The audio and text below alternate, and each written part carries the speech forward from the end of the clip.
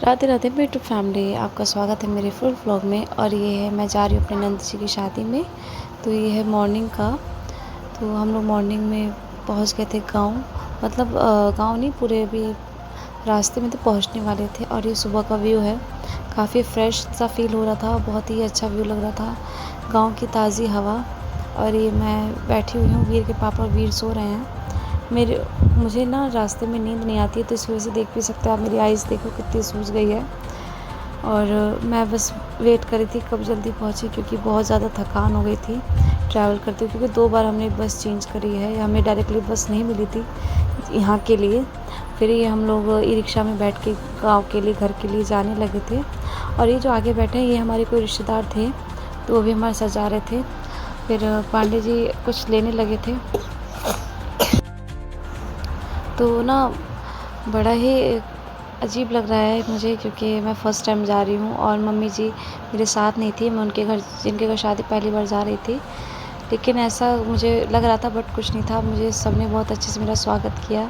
और ये नंद जी हैं जिनकी शादी है, तो ये बैठी हुई थी अंदर। और ये मेरी जेठानी लगेंगी वो। मुझे एक-एक लोगों से मैं मिली, मुझे बड़ा प्यार मिला, सबने मुझे बहुत प्यार दिया। ये मौसी जी हैं जो येलो साड़ी में बैठी हैं, और वो आगे सामने है वो मेरी नंद हैं, और ये मामी जी हैं। ये है, अब क्लियर दिख रहा होगा फेस, ये है नंदरानी। बड़ी खुश थी, और ठाकुर जी करे बस ऐसी खुशी उनकी लाइफ में आगे अच्छी रहे। और ये जेठानी हैं, ये काम में सब बिज़ी थे बहुत ज़्यादा।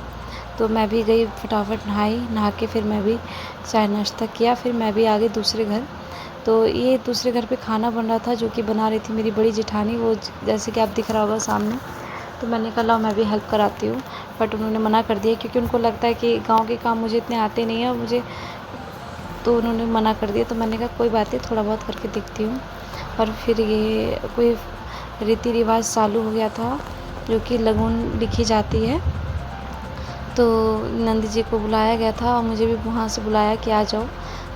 उसके बाद एक और रस्म हो गई भात पहनाने की। तो ये रस्म चालू हो गई थी भात की।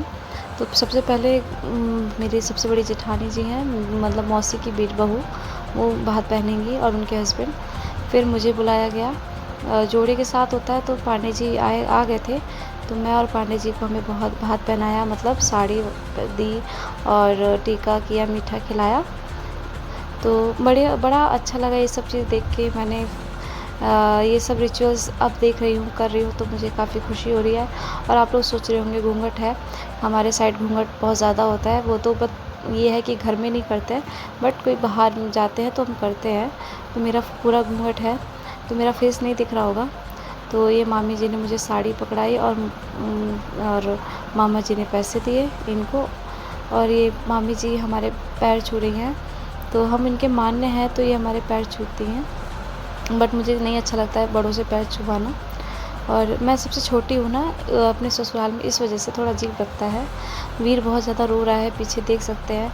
तो उनको चुप करा रही थी मेरी वाली जेठानी, ग्रीन साड़ी में जो है। और उसके बाद मैं ना थक काफ़ी ज़्यादा गई थी, और ये निछार करके मैंने पंडित जी को देना होता है।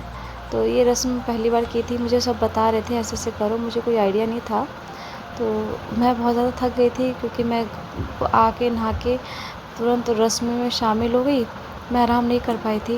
और फिर शाम के टाइम ये आ गई मेरी नंद जी, ये जो मामी जी हैं उनकी बेटियां हैं दोनों, वो आई थी मुझसे मिलने। और काफ़ी ज़्यादा हमने बातचीत की। फ़र्स्ट टाइम मिल रही हूँ मैं सबसे, बट लग नहीं रहा है, क्योंकि मुझे बहुत प्यार मिला इन लोगों से, बहुत सम्मान, बहुत रिस्पेक्ट मिली, और बहुत ही अपनापन दिया इन लोगों ने।